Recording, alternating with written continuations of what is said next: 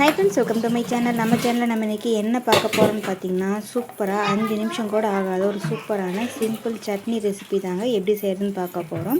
வீடியோக்குள்ளே போகிறதுக்கு முன்னாடி நம்ம சேனல் இது வரைக்கும் சப்ஸ்கிரைப் பண்ணி லைக் பண்ணாதீங்க, மறக்காமல் பண்ணிக்கோங்க ஃப்ரெண்ட்ஸ். இப்போ வீடியோக்குள்ளே போய் எப்படி செய்யுதுன்னு பார்க்கலாங்க. இப்போ இதுக்கு தேவையான அளவு தேங்காய், பச்சை மிளகாய், கொஞ்சமாக புளி, வறுத்த வேர்க்கடலை வந்து ஒரு கைப்பிடி அளவுக்கு எடுத்துருக்கேங்க. அது எல்லாத்தையும் மிக்ஸி ஜாரில் சேர்த்துக்கலாம். காரத்துக்கு 3 பச்சை மிளகாய் சேர்த்துருக்கேன்.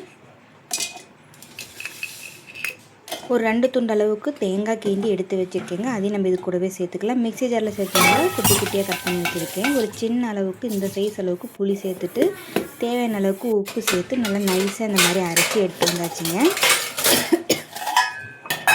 இப்போ அரைச்சி எடுத்து வந்த சட்னியை நம்ம வேறு ஒரு பாத்திரத்துக்கு மாற்றிக்கலாம். மறந்துட்டேன். இப்போ கொஞ்சமாக மிக்ஸி ஜாரில் தண்ணி கலந்துட்டு ஒரு 1/4 டம்ளர் அளவுக்கு தண்ணி கலந்துட்டு நம்ம இது கூடவே சேர்த்துக்கலாங்க. உங்களுக்கு சீக்கிரமாக ஒரு சட்னி செஞ்சு சாப்பிட்ணும் அப்படின்னா கண்டிப்பாக இந்த சட்னி செஞ்சு சாப்பிடுங்க. ரொம்ப ரொம்ப டேஸ்ட்டாகவும் சூப்பராகவும் இருக்கும். ரொம்ப ஹெல்த்தியான சட்னி கூடங்க, வேர்க்கடலை சட்னி. ரொம்பவும் நல்லா இருக்குங்க. இது கண்டிப்பாக ஒரு தடவை ட்ரை பண்ணி பாருங்கள். ரொம்ப ரொம்ப சூப்பராக இருக்கும். இப்போ இது எல்லாத்தையும் நம்ம நல்லா கலந்து விட்டுடலாம். உப்பு கரெக்டாக இருக்கான்னு பார்த்து செக் பண்ணிக்கலாங்க. இப்போ இதுக்கு ஒரு தாளிப்பு கொடுத்துடலாம். எண்ணெய், கடுகு, கறிவேப்பிலை, வரமிளகாய் போட்டு ஒரு தாளிப்பு கொடுத்தாச்சு. ரொம்ப ரொம்ப சூப்பரான வேர்க்கடலை சட்னி நம்ம எப்படி செய்யுதுன்னு நம்ம இந்த வீடியோவில் பார்த்தோம்.